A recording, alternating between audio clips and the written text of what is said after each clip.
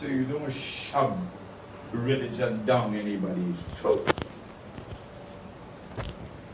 You don't force anyone into submission to the truth. That is a load of rubbish. You don't enforce the Sharia on a people who don't believe the Sharia. That is a load of rubbish. So the Khalifa is meant to establish rule on earth, not oppression, not shoving the truth down people's throat. But wherever on Allah's earth you have authority, you establish government and rule based on truth. And when there is truth, there is no oppression. When truth prevails, there is no form of oppression.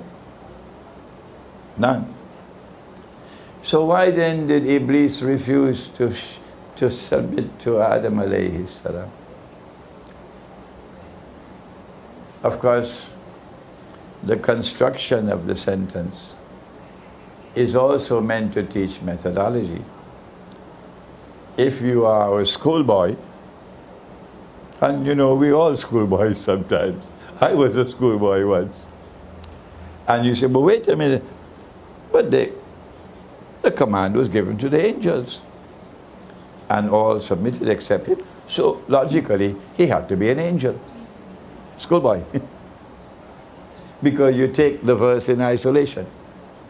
This is schoolboy methodology. And Allah wants you to know, below in your lesson, don't take any verse of the Quran in isolation. Don't be a schoolboy. Go to the totality of the book and take all the data and integrate it harmoniously to get that which binds it all together. And that you'll know what Allah is talking about. So, angels cannot disobey. No.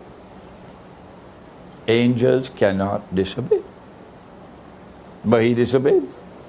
So he can't be an angel. Huh?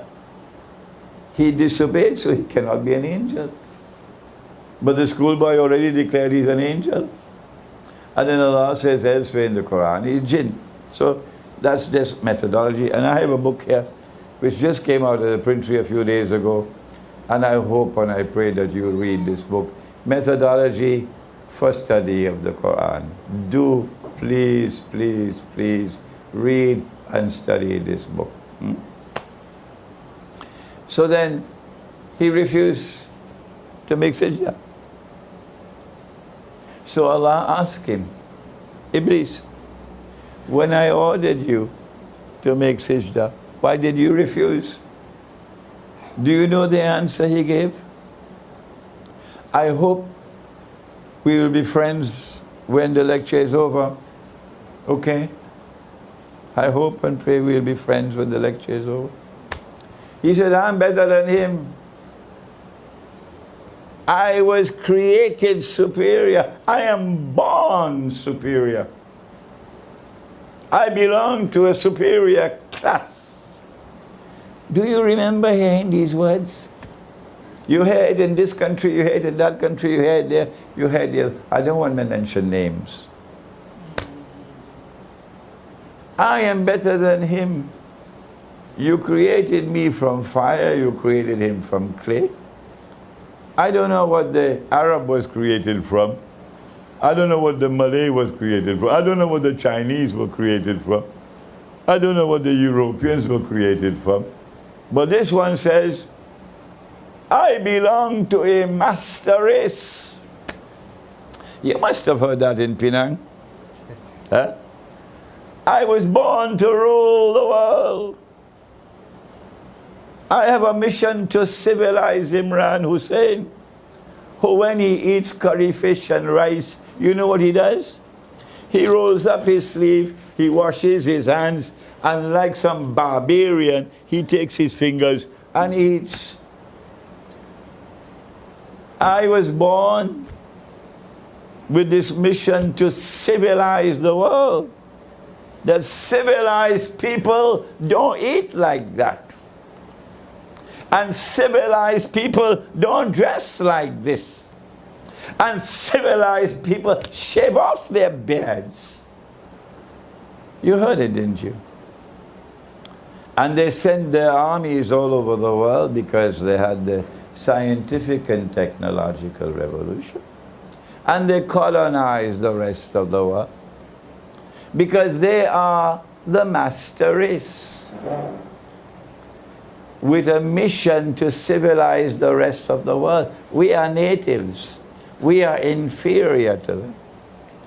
Anyone, now don't be annoyed with me, anyone who considers himself superior to another human being by virtue of belonging to a certain race, a certain class, a certain ethnicity, that I belong to a superior class than you, I'm born superior to you.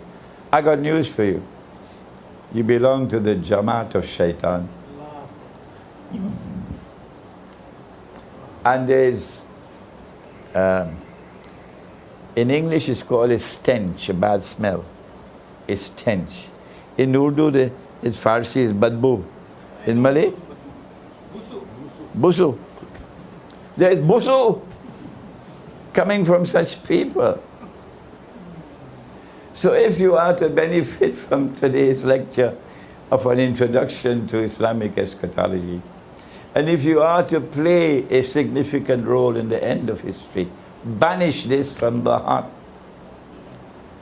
that you are not superior to any human being. No. What makes it superior is your conduct, your faith, what is in the heart, not what you are born with. But those who arrogantly pursue the agenda of imposing their blood-stained rule over the whole of mankind, by the hook and by the crook, mostly by the crook, they are people who are following in the footsteps of Shaitan. They say, we are superior to you. Like Iblis said, I'm superior to him. That's how history began. And that is how history is ending. That is how history began. And that is how history is ending. I have used the Quran to connect the dots of history. This branch of knowledge does not as yet exist in Islam. We have not as yet developed Islamic eschatology as an independent branch of knowledge. No. We are now attempting to establish a branch of knowledge that the Christians have already. The Jews already have it. We don't have it. But we have the Quran. And if you pursue the effort, and Allah blesses you with knowledge, you'll be able to connect the dots in the Quran and develop an eschatological understanding of the world today. They want to impose their rule over the world arrogantly in order that Israel might rule the world. And only when Israel rules the world, then can this man stand up in Jerusalem and confidently declare, I am the Messiah. But he would not be the Messiah. He would be Dajjal, the false Messiah. Nabi Muhammad alayhi salatu wasalam told us, there's more in the beginning of history. I'm writing my book on Dajjal now. And at this time I'm writing the chapter on the Quran and the beginning of history. So it's not there in any of my books there, but in another few months I hope this book will be finished. So we don't have more time to spend with the beginning of history. Let us now go to Nabi Muhammad alayhi salatu wasalam, who said that when Dajjal is released by Allah to commence his mission of impersonating the true Messiah and eventually ruling the world from Jerusalem, he will live on earth for 40 days. One day, which would be like a year. It didn't say one day which would last as a year. No. It said one day which would be like a year. Yawmun kasana. A day which would be like a month. Yawmun kashahr. A day which would be like a week. Yawmun ka jum'ah. And then after that, sa'iru ayyamihi ka ayyamikum. He will be in our world of space and of time as a human being. So we will see him. But before that, there are 3 stages. And I am suggesting to you, gently so, because only Allah knows the truth, that when Allah spoke of the shadow, which when it comes will appear in 3 stages, Allah is speaking about this. The 3 stages that Dajjal will pass through before he appears in human form in our world of space and time. Are there angels in this room apart from your wife? Are there angels in this room? Yes. What? One on each shoulder? Can you see them? No. Are there jinn in this room? Are there jinn? I know there are lots in Washington. Yes, there are jinn here. Can you see them? Then why should it be so difficult? Why should it be so difficult to understand? The Dajjal can be released. He can be in this world and yet not in our world of space and time. Why? Don't you teach your children, as my father taught me, that when you come back home and you open the door, there's no one in the house, but the children have to be taught to say Salaam Alaikum. They don't do that in that godless part of the world, which now wants to teach Imran Hosein how to eat. But in our part of the world, we teach our children to say Assalamu Alaikum when you open the door. There are angels in the house. So Dajjal is here. Yes, he is here. But you can't see him. He is passing through 3 stages of a shadow. And this is a dangerous shadow. The first stage will last for the longest period of time. And then the second stage will last for a shorter period of time. But the third stage will last for the shortest one of all. Where is the shadow? We know that Dajjal was released in the lifetime of the Prophet ﷺ. I have a book entitled Jerusalem in the Quran. I guess some of you must have read it. It was written, we have it in Bahasa as well. It was written 12, 14 years ago. And in that book you'll find all of this analysis, all this. 14 years ago. The Dajjal was released in an island called Britain. Where is the evidence? I only have this much time. Maybe in the question and answer session, I can expand.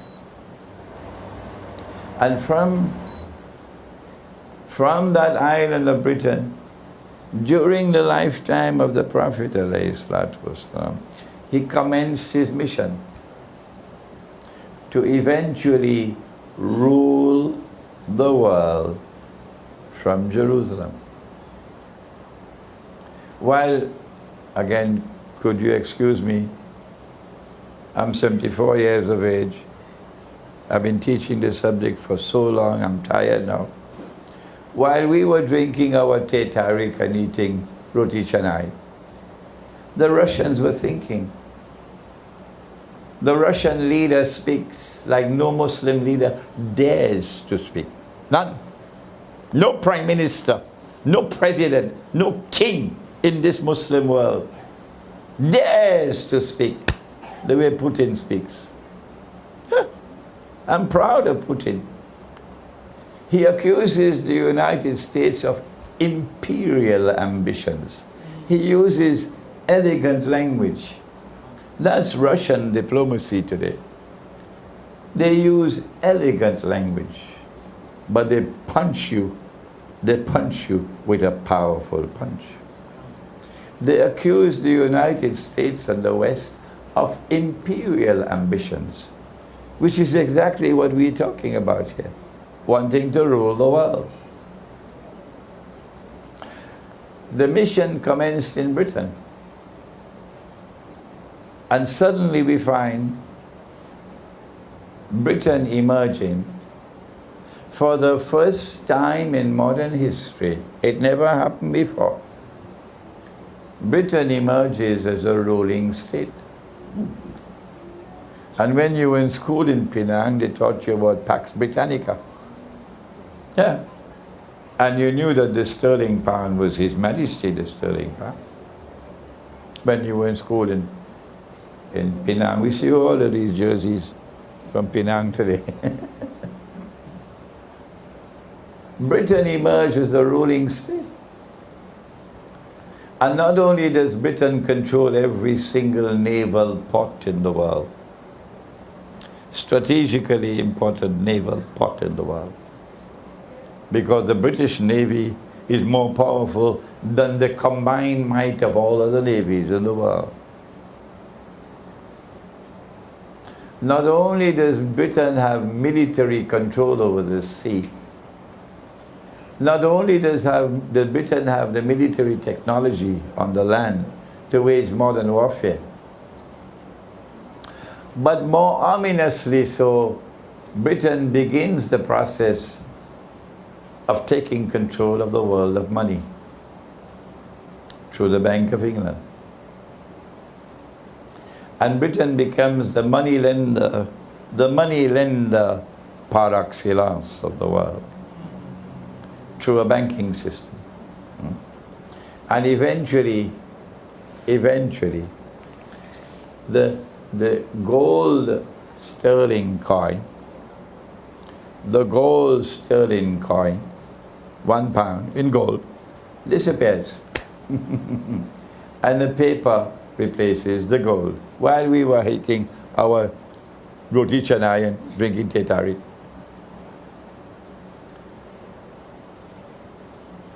And then came the end of the day like a year. The first stage of the shadow had ended, and now the second stage of the shadow commenced. When Britain is facing defeat in the First World War and in the Second World War, and if the United States had not intervened, Britain would have been doomed. The United States has emerged out of nowhere and using slave labor while going to church on Sunday mornings and praying to a white man who is God. Using slave labor, they fast-tracked building a new paradise on earth. When we had slavery, we didn't start it. We met it.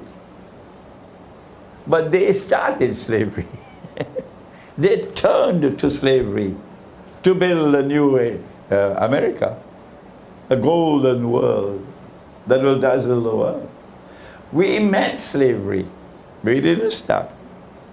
And what did our prophets say? But the New York Times wouldn't print it. Our prophets said, give your slave to eat the food that you eat, and give him to wear the clothes that you wear. In Islam, when we liberated a slave, we made sure that we first restored his humanity. And then we liberated him. And after we liberated him, we embraced him as our brother. And by the next generation, you didn't know whose father was a slave master and whose father was a slave. But in the United States of America, which all of mankind is worshipping today, they've forgotten Mecca as their Qibla. Their Qibla is Washington and London. That's where they worship. They worship at the altar of a US visa. Forgive my sarcasm. The son of the slave and the grandson of the slave and the great-grandson and the great-great-great-great-grandson of the slave is still a slave. And the slave master is still a slave master after 200 years. And they dare to talk to Islam?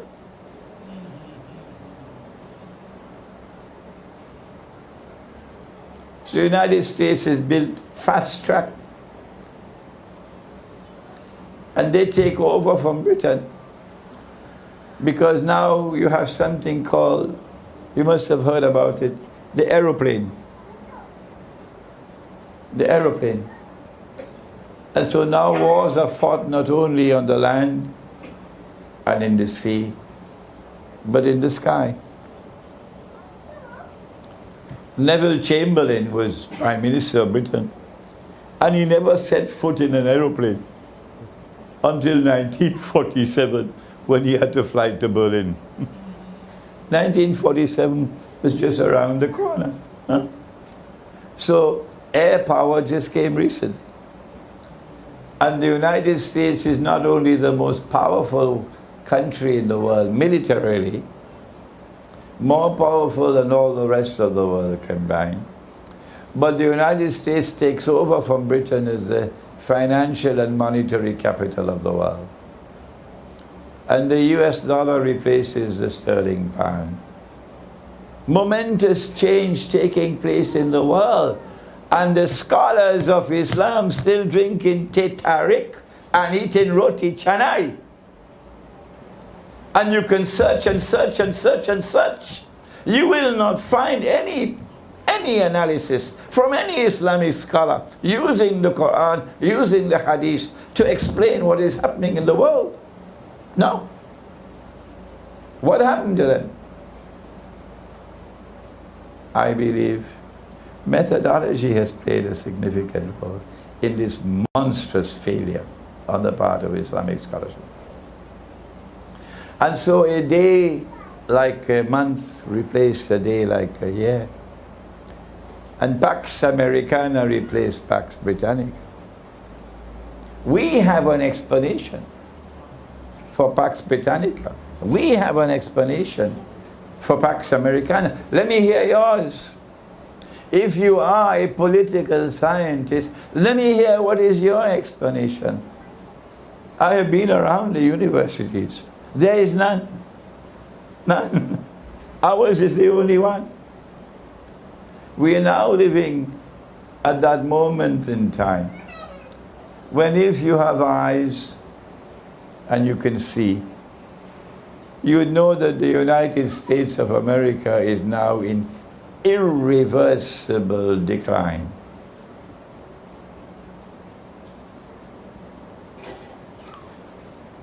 And stage 3 of the shadow is about to replace stage 2. I may not live long enough to see the change from stage 2 to stage 1. Stage 1, stage 2, stage 3. But you may live to see it.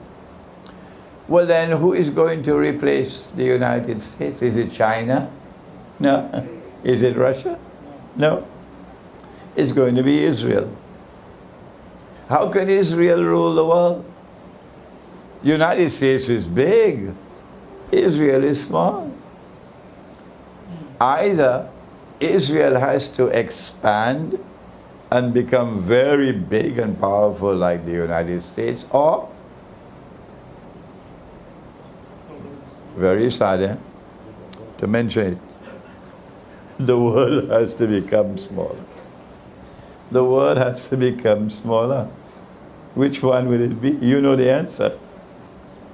As terrifying as it is, you know the answer. That is why we're expecting nuclear war before November the 4th of this year. Before November the 4th of this year. Nuclear war. I hope I am wrong. I pray that I am wrong. I'll be happy if I am wrong. But I have to tell you, they cannot take a chance that Donald Trump will become president. They cannot take that chance. Because Donald Trump says, it makes no sense for us to have this antagonistic relationship with Russia. Yes. No. Donald Trump says, I'm a businessman. I'm not going to allow the Chinese to do business the way they've been doing it in the past. Things are going to be different with me. So they cannot take a chance. They have to attack Russia before the elections in the United States. And Russia is ready for them. Russia is not afraid. And thank Allah for Russia. And thank Allah for China. We're not talking about Singapore. We're talking about China. China is a proud civilization. Don't look down your nose on the Chinese. China is a proud civilization. China will not bend her knee before Washington. No. And so the stage is now set. Our time is almost up. We do not have the time to explain. But mine is not the only voice. No, thank Allah. There are many, many, many voices around the world saying the same thing that I'm saying. That the Great War is around the corner. And this one is not going to be fought with sticks and stones. This is going to be a war fought with weapons of mass destruction. Amongst them we know about nuclear weapons, but there could be others as well that we don't know about. And when that war takes place, the world is going to become much smaller. So it's a good time to be old. It's a good time to be old. It's a terrible time to be young. Terrible. After the war takes place, do you know what our Prophet has said? He spoke about the war, incidentally. The next event to take place after the Great War, said Nabi Muhammad alayhi salatu wasalam, is what? The conquest of Constantinople. The Turkish government has prohibited you from even using the name Constantinople. It's against the law. You have to use the name Istanbul. Why are you afraid, Turkey? Huh? Come on, Mustafa Kemal, answer me. The answer is, they don't want you to hear what Muhammad ﷺ said. That's why. The conquest of Constantinople is to take place after the Great War. And that conquest makes sense only in terms of military affairs. Only military. Otherwise, why Constantinople? Why aren't we heading for Jerusalem? Constantinople stands on the Bosphorus. The Bosphorus is a waterway. If you study geography at school, they did geography in Penang, didn't they? Yeah. You attended the class? Yes. The Bosphorus is a waterway which connects two seas. Which are the two seas? Come on, let me hear you. Good. This one is easy, the Mediterranean Sea. That one is the Black Sea, correct. The Black Sea and the Mediterranean Sea. Yeah. The Black Sea and the Mediterranean Sea. And if that passageway is open, today NATO controls it. NATO controls it directly now. And NATO controlled it before through their friend. Who was their friend? Who was their friend who controlled the Bosphorus for 500-600 years? The Ottoman, Dajjal's Ottoman Empire. Come on. When I say Dajjal's Ottoman Empire, I'm talking from eschatology. I'm not talking to my hat, okay? I know what I'm talking about, but I'm fighting against time here. It is only in one military sense that the conquest of Constantinople makes military sense, and that is that the Russian Navy will now have the freedom of passage. NATO cannot stop it, to enter into the Mediterranean, indicating that the war which is coming is going to spell the destruction of NATO.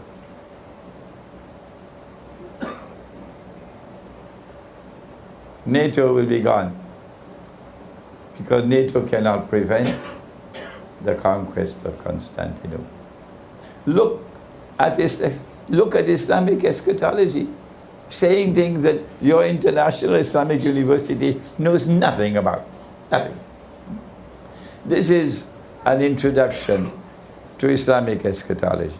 There's much more to the subject. I advise you to read my books. Several of my books are on eschatology, an Islamic view of Gog and Magog in the modern world, Jerusalem in the Quran. We have these in English and in Bahasa.